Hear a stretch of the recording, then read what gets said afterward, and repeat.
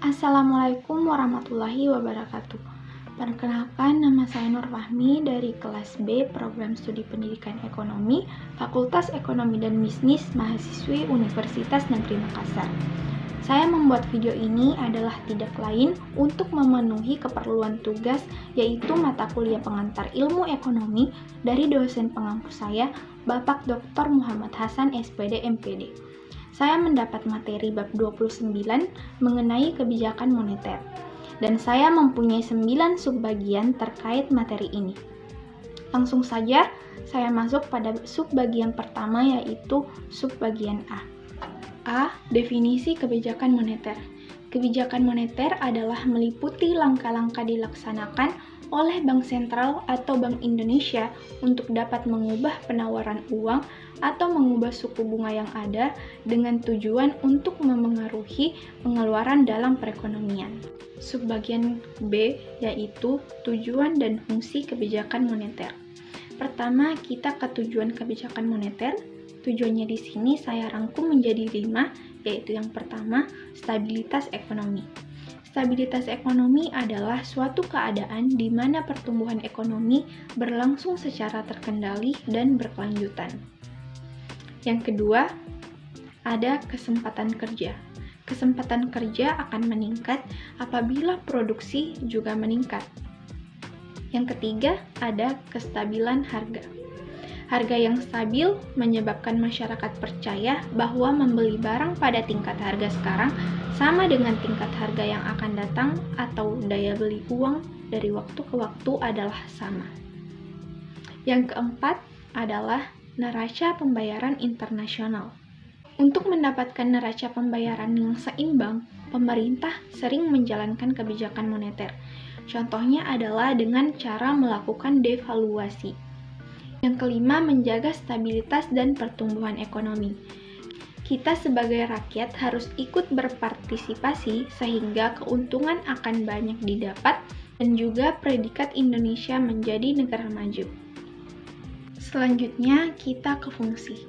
Fungsi kebijakan moneter yaitu diantaranya yang pertama, mempertahankan musim berinvestasi.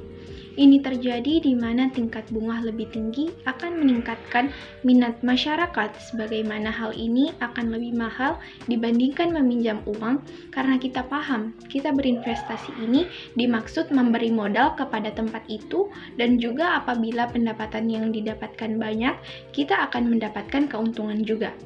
Yang kedua, memperluas dan memperbanyak lapangan pekerjaan. Karena lapangan pekerjaan yang sempit yang membuat tumbuhnya rasa kriminalitas yang tinggi. Yang ketiga, menciptakan peningkatan ekonomi yang tinggi. Seperti yang tertulis dari awal, agar ekonomi mengalami peningkatan semua dari kita sendiri. Bisa dengan tidak mengekspor barang sering-sering, lebih banyak membeli produk dalam negeri, dan juga kita sendiri bisa membuka lapangan pekerjaan, serta membuat karya yang bisa seperti batik yang mendunia. Yang keempat, memperbaiki dan menjaga kondisi neraca tetap stabil. Yang dimaksud adalah menjaga keuangan tetap stabil walaupun banyak gangguan ekonomi yang terjadi. Karena memang sistem keuangan sangat penting untuk menyalurkan dana kepada pihak yang membutuhkan. Apabila sistem keuangan tidak stabil, maka yang terjadi adalah pertumbuhan suatu negara tersebut meningkat. Yang kelima, menjaga kestabilan nilai kurs mata uang. Faktor yang paling mempengaruhi kurs mata uang adalah kondisi dari luar negeri. Karena di Indonesia sendiri mendapat pinjaman dengan menjual surat hutang ke luar negeri. Jika tiba-tiba investor menarik dananya, nilai uang rupiah bisa anjlok. Karena itu, Bank Indonesia menjaga agar semua berjalan kondusif. Yang keenam, menjaga kestabilan harga barang dan jasa. Pemerintah, terutama Bank Indonesia, memiliki kewajiban untuk menjaga kestabilan harga agar tidak anjlok. Karena kalau memang anjlok, yang terjadi adalah mata uang rupiah akan jatuh dan tidak ada harganya di mata asing. Sebelum itu terjadi, dibutuhkan kerjasama antara pemerintah dan rakyat untuk menjaga stabilitas harga barang, terutama jasa, karena walaupun secanggih apa sekarang dengan robot sekalipun, semua atau bidang yang lain pasti membutuhkan jasa manusia. Yang ketujuh adalah menurunkan inflasi. Menurut Bank Indonesia, harga-harga akan cenderung naik secara terus-menerus saat terjadinya inflasi. Salah satu penyebabnya adalah banyaknya permintaan untuk mengekspor barang, bahkan di pemerintah yang memiliki permintaan yang banyak, dan juga uang beredar tidak sesuai dengan kebutuhan. Subbagian C yaitu jenis-jenis kebijakan moneter. Yang pertama adalah kebijakan moneter ekspansif atau moneter expansive policy. Adalah suatu kebijakan dalam rangka menambah jumlah uang yang beredar. Kebijakan ini disebut juga sebagai kebijakan moneter longgar atau easy money policy. Pemerintah menggunakan kebijakan ini biasanya saat terjadi depresi ekonomi dan deflasi atau kenaikan nilai mata uang. Alasan terjadinya depresi ekonomi dan deflasi ini karena meningkatnya angka pengangguran, meningkatnya permintaan masyarakat akan suatu barang. Dan yang kedua ada kebijakan moneter kontraktif atau moneter kontraktif policy.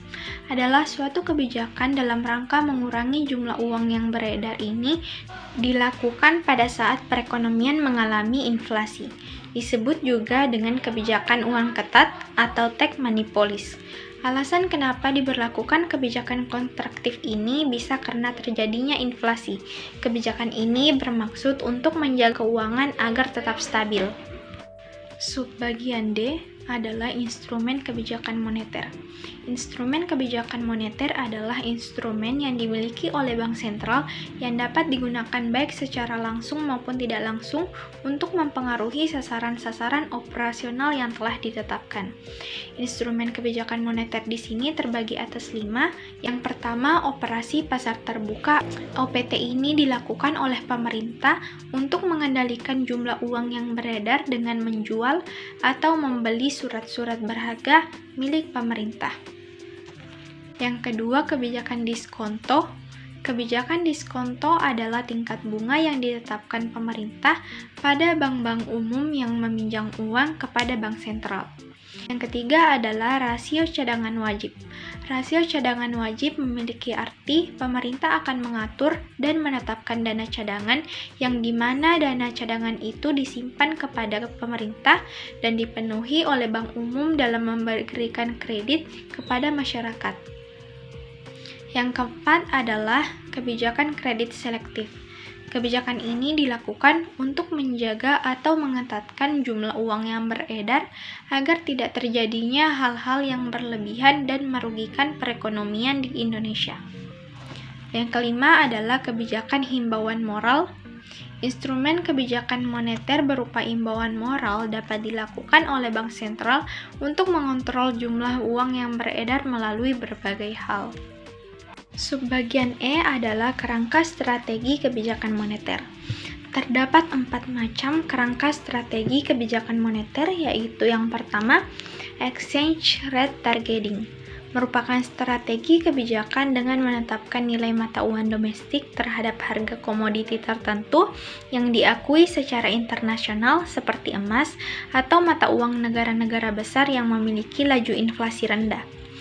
Yang kedua adalah moneter targeting, merupakan strategi kebijakan dengan menetapkan pertumbuhan jumlah uang beredar dengan harapan masyarakat dapat mengetahui arah kebijakan moneter. Yang ketiga adalah inflation targeting, merupakan strategi kebijakan dengan mengumumkan kepada publik mengenai target inflasi jangka menengah dan komitmen bank sentral untuk mencapai stabilitas harga. Yang keempat adalah implicit target, merupakan strategi kebijakan tanpa penargetan secara tegas namun tetap memberikan perhatian dan komitmen untuk mencapai tujuan akhir kebijakan moneter. Subbagian F yaitu mekanisme transmisi kebijakan moneter.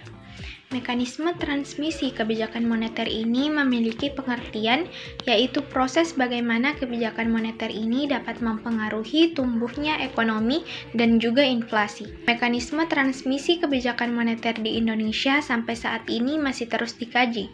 Beberapa hasil kajian pendahuluan menyimpulkan bahwa transmisi kebijakan moneter jalur moneter langsung melalui uang primer dan uang beredar masih dipandang cukup relevan di Indonesia.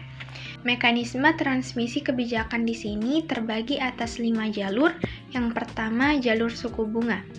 Mekanisme transmisi melalui jalur suku bunga menekankan bahwa kebijakan moneter dapat mempengaruhi permintaan agregat melalui perubahan suku bunga. Dalam hal ini, pengaruh perubahan suku bunga jangka pendek ditransmisikan pada suku bunga jangka menengah atau panjang melalui mekanisme penyeimbangan sisi permintaan dan penawaran di pasar uang. Yang kedua, jalur nilai tukar. Mekanisme transmisi melalui jalur nilai tukar menekankan bahwa pergerakan nilai tukar dapat mempengaruhi perkembangan penawaran dan permintaan agregat dan selanjutnya output dan harga. Besar kecilnya pengaruh pergerakan nilai tukar tergantung pada sistem nilai tukar yang dianut oleh suatu negara. Yang ketiga, jalur harga aset. Mekanisme transmisi melalui jalur harga aset menekankan bahwa kebijakan moneter berpengaruh pada perubahan harga aset dan kekayaan masyarakat yang selanjutnya mempengaruhi pengeluaran investasi dan konsumsi. Apabila bank sentral melakukan kebijakan moneter kontraktif, maka hal tersebut akan mendorong peningkatan suku bunga dan pada gilirannya akan menekan harga aset perusahaan atau market value. Yang keempat, jalur kredit. Mekanisme transmisi melalui jalur kredit dapat dibedakan menjadi 2 jalur. Yang pertama, bank lending channel atau jalur pinjaman bank yang menekankan pengaruh kebijakan moneter pada kondisi keuangan bank, khususnya sisi aset. Kedua, balance sheet channel atau jalur neraca perusahaan yang menekankan pengaruh kebijakan moneter pada kondisi keuangan perusahaan dan selanjutnya mempengaruhi akses perusahaan untuk mendapatkan kredit. Yang kelima, jalur ekspektasi. Mekanisme transmisi melalui jalur ekspektasi menekankan bahwa kebijakan moneter dapat diarahkan untuk mempengaruhi pembentukan ekspektasi mengenai inflasi dan kegiatan ekonomi. Kondisi tersebut mempengaruhi perilaku agen-agen ekonomi dalam melakukan keputusan konsumsi dan investasi yang pada gilirannya akan mendorong perubahan permintaan agregat dan inflasi. Subbagian G adalah kebijakan moneter di Indonesia. Kebijakan moneter di Indonesia ada pada sejak awal kemerdekaan hingga masa sebelum krisis ekonomi tahun 1997. Dalam hal ini terbagi atas 2. Yang pertama, kebijakan moneter periode pre-krisis ekonomi 1997. Pelaksanaan tugas Bank Indonesia di bidang moneter mengalami evolusi sesuai dengan pasang surut perkembangan ekonomi dan iklim politik bangsa Indonesia. Pada periode ini terbagi atas 3. Yang pertama, periode tahun 1945 sampai 1952. Pada awal kemerdekaan, untuk pertama kalinya pemerintah Indonesia mengambil keputusan mendirikan bank sirkulasi berbentuk bank milik negara dan dalam pelaksanaannya berupa pendirian Bank Negara Indonesia atau BNI dan Bank Rakyat Indonesia atau BRI pada tahun 1946. Kedua, periode tahun 1953 sampai 1967. Dalam perkembangan selanjutnya, pemerintah Indonesia mengeluarkan Undang-Undang Nomor 11 Tahun 1953 tentang Pokok Bank Indonesia sebagai pengganti Javas Bank Wet tahun 1922. Dengan undang-undang tersebut dibentuklah Dewan Moneter dan Menteri Keuangan bertindak sebagai ketua, sementara Menteri Ekonomi dan Gubernur Bank Indonesia bertindak sebagai anggota. Dalam kondisi tersebut, Bank Indonesia praktis telah melaksanakan tekanan kebijakan moneter ekspansif yang sebagian besar bersumber pada upaya pembiayaan defisit anggaran pemerintah.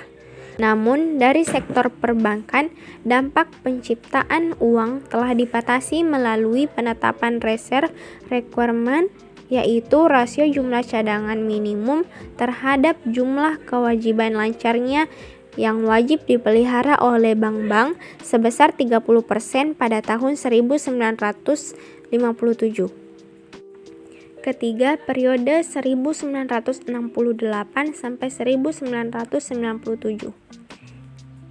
Periode ini terbagi lagi. Yang pertama, periode stabilisasi dan rehabilitasi ekonomi 1968 sampai 1972.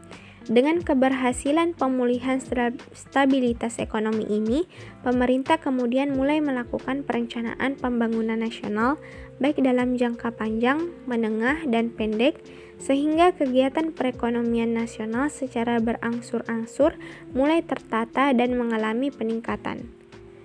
Penataan ekonomi, khususnya di sektor moneter dan perbankan, lebih dimantapkan dengan dikeluarkannya Undang-Undang Nomor 13 Tahun 1968 tentang Bank Sentral. Kedua, periode pertumbuhan ekonomi dengan hasil minyak tahun 1973 sampai 1982. Peningkatan kegiatan perekonomian nasional kemudian mengalami dorongan lebih lanjut dengan hasil minyak yang meningkat khususnya pada awal dekade 1970-an. Ditemukannya ladang-ladang minyak di Indonesia telah memberikan sisi positif dan negatif. Di satu sisi, hasil minyak telah memberikan limpahan rezeki bagi penerimaan negara sehingga dapat dipergunakan untuk membiayai pengeluaran rutin dan pengeluaran pembangunan di sisi fiskal. Ketiga, periode deregulasi, debirokratisasi, dan liberalisasi ekonomi tahun 1983 sampai 1997. Pada awal dekade 1980-an, terjadi kemerosotan harga minyak di pasar dunia sebagai akibat adanya kecenderungan terjadinya resesi dunia.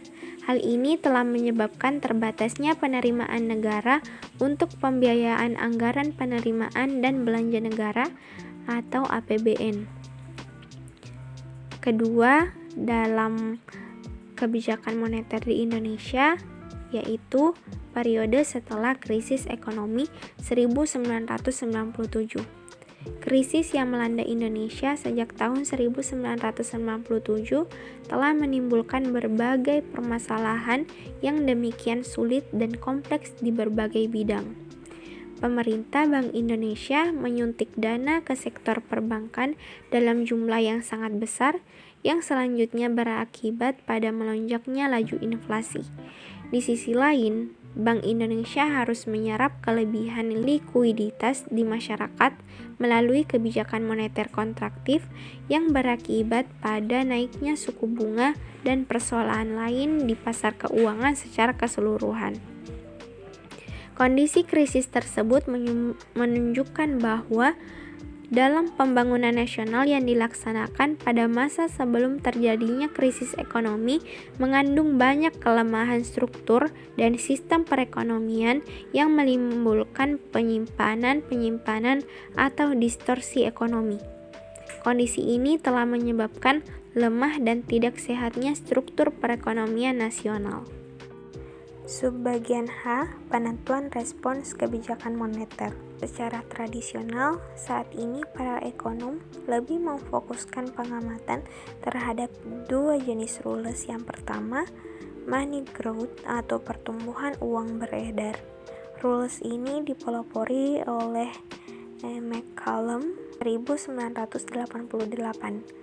Rules ini merupakan perkembangan rules yang diajukan oleh Friedman dengan menyertakan mekanisme feedback atau umpan balik dalam melakukan koreksi secara bertahap terhadap kesalahan yang terjadi pada masa lalu. Yang kedua, interest rate atau suku bunga.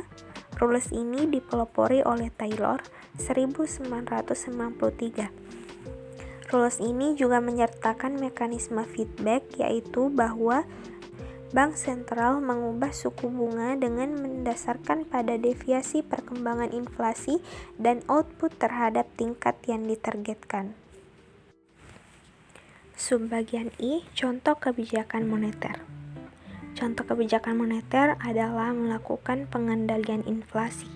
Selain itu, contoh kebijakan moneter juga adalah dengan mengatur jumlah uang beredar di masyarakat. Hal ini mendorong dunia usaha untuk melakukan investasi baru untuk meningkatkan kesempatan kerja. Sebagai kesimpulan dari materi yang saya paparkan, kebijakan moneter merupakan kebijakan yang sangat berguna untuk masa sekarang dan masa mendatang. Dengan kebijakan moneter ini, semua menjadi mudah, stabil, dan terarah, dan sesuai seperti target yang diinginkan pemerintah. Demikian presentasi dari saya. Saya berharap video ini dapat berguna untuk kita lebih mengetahui mengenai kebijakan moneter. Mohon maaf atas segala bentuk kekurangan di video ini, yang jelas itu datangnya pada diri saya sendiri, dan terima kasih kepada Bapak Pengampu Dr. Muhammad Hasan yang telah memberikan tugas ini kepada saya untuk saya dapat mengetahui lebih dalam terkait ini, serta teman-teman yang telah menonton sampai akhir. Semoga bermanfaat. Saya berharap teman-teman bisa meninggalkan jejak like pada video ini karena hal itu sangat berharga bagi saya sendiri. Saya akhiri dengan ucapan alhamdulillah. Wassalamualaikum warahmatullahi wabarakatuh.